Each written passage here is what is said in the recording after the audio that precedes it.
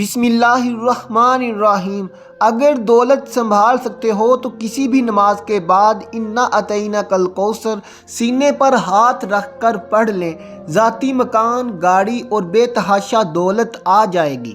محترم ناظرین، آج کا قیمتی وظیفہ میں آپ کو بتانے جا رہا ہوں۔ یہ ایک خاص عمل میں آپ کے ساتھ شیئر کر رہا ہوں۔ اس وظیفے کی اتنی برکت ہے کہ آپ کے بگڑے کام سنور جائیں گے، آپ کا دولت کا مسئلہ حل ہو جائے گا۔ لڑائی جھگڑے کا مسئلہ ہے، گھر میں تنگ دستی محتاجی ہے، گھر میں لڑائی جھگڑے بہت زیادہ ہیں۔ اگر کوئی بات نہیں مانتا، یا کاروبار میں برکت نہیں ہے، یا منافع نہیں ہے، یا کاروبار چل نہیں رہا، بس یہ ایک وظیفہ کرنے سے جو معجزات ہوں گے آپ دیکھتے رہ جائیں گے۔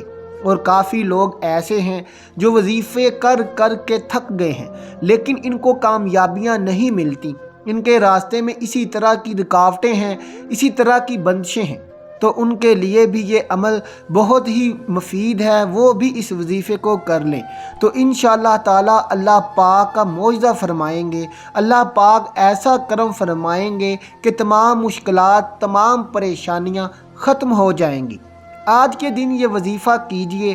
اس سورت کو پڑھنے والا آج تک کبھی کسی حاجت سے محروم نہیں رہا۔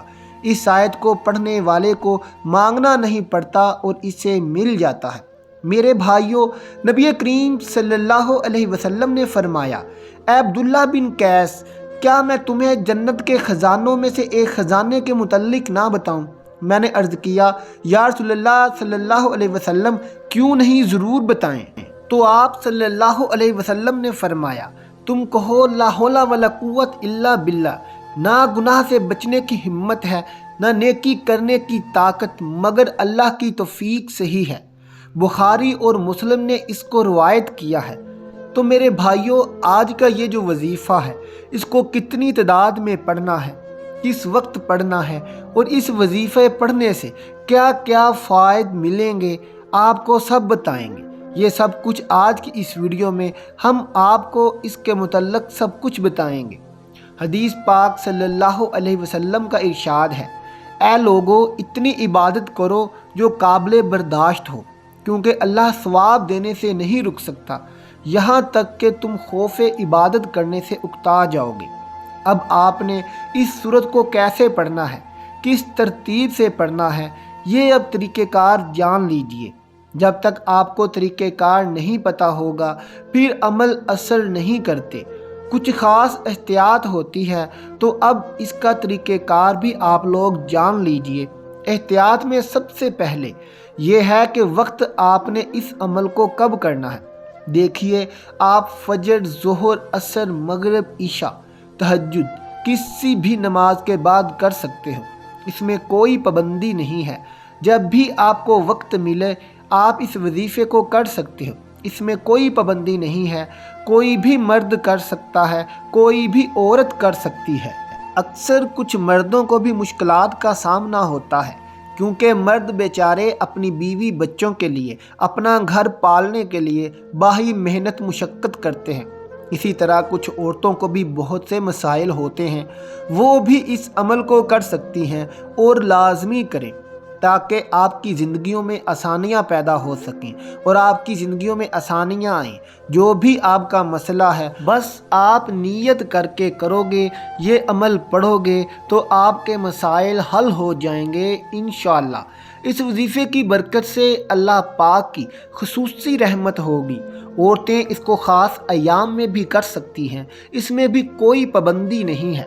اگر پہلے آپ کوئی عمل کرتے ہیں، کوئی وظیفہ کرتے ہیں، کوئی بھی تسبیح کرتے ہیں، اس کے فوراً بعد بھی آپ اس عمل کو کر سکتے ہیں، اس میں بھی کوئی پابندی نہیں ہے۔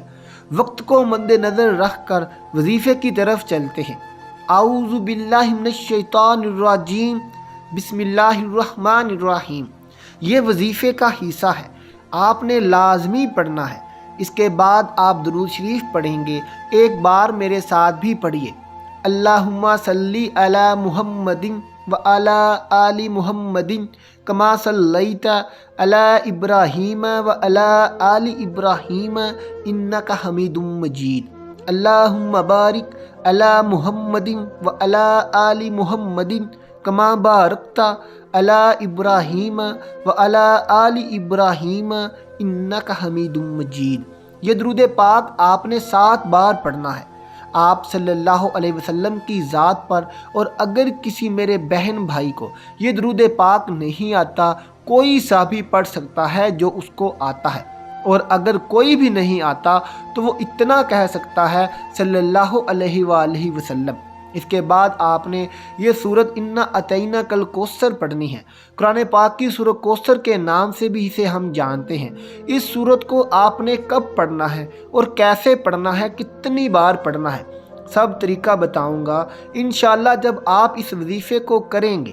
یہ سب پریشانیاں آپ کے اوپر سے دور ہو جائیں گی۔ اللہ پاک اسی صورت میں ہمیں یہ بھی آگاہ کر رہے ہیں کہ ہم غمگین اور اداس نہ ہوں، کیونکہ ہر مصیبت کے بعد آسانی ہوتی ہے۔ لہٰذا اگر کوئی اللہ تعالیٰ کے دین پر ایمان رکھتا ہے، اللہ تعالیٰ کے وعدوں پر کامل بھروسہ رکھتا ہے، اور اللہ تعالیٰ کے کلام اور رسول اللہ صلی اللہ علیہ وسلم کی باتوں پر مکمل یقین رکھتا ہے، تو وہ مصیبت کے بعد آسانی ضرور دیکھے گا، اور اس کی زندگی میں تنگی کے بعد خوشحالی ضرور آئے گی۔ آپ نے اس سورت کو صرف 21 بار سینے پر ہاتھ رکھ کر پڑھنا ہے، اچھی طرح پڑھنا ہے، اور جب آپ اس کو پڑھیں گے آپ کے ذہن میں آپ کے مقصد ہوں، جو بھی مقصد ہوں، آپ کی مشکلات بنی ہوئی ہیں، جو آپ کی حاجتیں ہوں، آپ یقیناً اسی نیت سے ہی کریں گے کہ آپ کے تمام مسائل دور ہو جائیں۔ اب آپ نے وہیں بیٹھے جگہ چھوڑے بغیر لا حول ولا قوت الا باللہ العلی العظیم، لا حول ولا قوت الا باللہ العلی العظیم، صرف اتنا پڑھنا ہے کہ میں پورے یقین کامل سے کہتا ہوں کہ اس تسبیح کو ہر کوئی جانتا ہے۔ لا حول ولا قوت الا باللہ کا مطلب حضرت عبداللہ بن مسعود رضی اللہ تعالیٰ عنہ فرماتے ہیں کہ لا حول ولا قوت الا باللہ کو میں نے رسول اللہ صلی اللہ علیہ وآلہ وسلم کے سامنے پڑھا تو آپ صلی اللہ علیہ وسلم نے فرمایا کہ اس کا مطلب جانتے ہو کیا ہے؟ میں نے عرض کیا اللہ اور اس کے رسول صلی اللہ علیہ وسلم ہی خوب جانتے ہیں اور وہی سب جاننے والے ہیں۔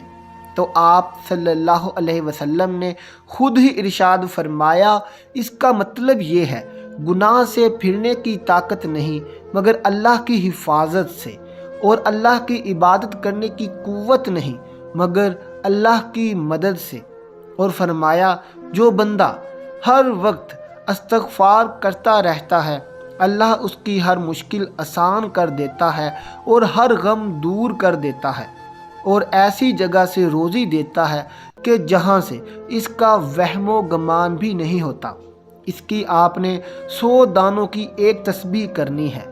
تو ناظرین، یہ 100 دانوں کی تسبیح کرنے کے بعد اس کے بعد آپ نے اللہ تعالیٰ سے دعا کرنی ہے، سبحان اللہ یا رب کریم یا اللہ، آپ کو اپنی شان کریمی کا واسطہ ہم گناہ گاروں پر اپنے گھر کے دروازے بند نہ کر، ہم سیاہ کار ہیں لیکن ہیں تو تیرے ہی بندے، تیرے سوا ہمارا کوئی سہارا نہیں، یا ذوالجلال واللہ اکرام، ہم تجھ سے اپنے ہر گناہ کی معافی مانگتے ہیں جو تنہائی میں کیا یا محفل میں کیا یا نادانی میں کیا یا انجانے میں کیا۔ اللہ اپنی شان کریمی کے صدقے، اپنے کعبہ کی عظمت کے صدقے ہمیں معاف کر دے۔ تمام دوستوں سے گزارش ہے کہ اللہ کے 99 ناموں میں سے ایک نام کمنٹ باکس میں ضرور ٹائپ کر دیں۔ آمین ثم آمین۔